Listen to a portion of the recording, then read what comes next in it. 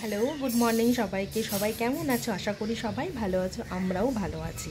তো বলো, শীতের দিনগুলো কেমন কাটছে? ঠান্ডা পড়লো তোমাদের ওখানে? আমাদের এখানে পড়েছে মোটামুটি।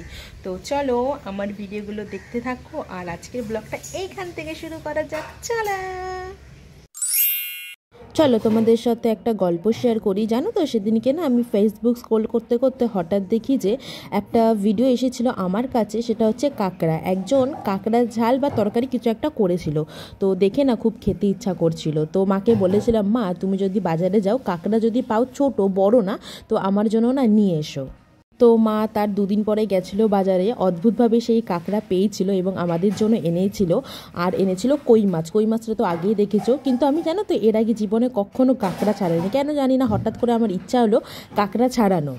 তো প্রথমবার আমি তো জানি না কি করে কাঁকড়া ছাড়াতে হয়, তো মামাকে দেখিয়ে দিচ্ছিল যে এইভাবে ছাড়াতে হয়।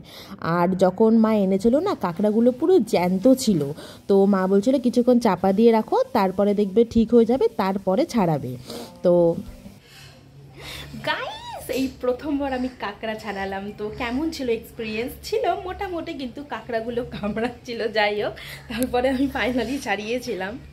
তো আজ বিকেলে আমাদের বাড়িতে অতিথি আসলো। তো অতিথি কেন বললাম একটু পরে বলছি।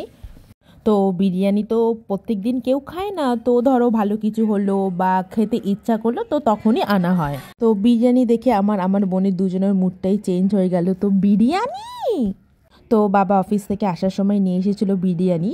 তো 2 প্যাকেট, বেশি আনিনি, যেহেতু সন্ধ্যাবেলা টিফিন করব তাই জন্য। তো দেখো বোন ঢেলে দিচ্ছিল, আমি বললাম যে আমাকে একটা ভিডিও করে দিয়ে আমার কাছের বন্ধুদের দেখাই। আগে জানো তো বিরিয়ানিতে ডিম দিত, তো এখন দেখি যে ডিম খুব কম দেয়, মানে দেয় না বললেই চলে।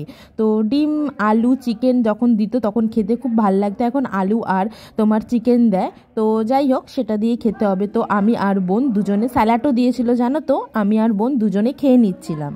তো বিরিয়ানি খাওয়ার এক্সাইটমেন্ট নিয়ে আমি আমার বোন দুজনে খেতে বসে গেলাম। দেখো আমি এক থালা বিরিয়ানি নিয়ে একা খাচ্ছি, একা না, সঙ্গে আমার বোনও খেয়েছিল। তো বিরিয়ানিটা খেতে ভালোই ছিল, খুব একটা খারাপ ছিল না। তো চলো সবাই ভালো থেকো, সুস্থ থেকো, আবার দেখা হবে নেক্সট কোনো ব্লগে।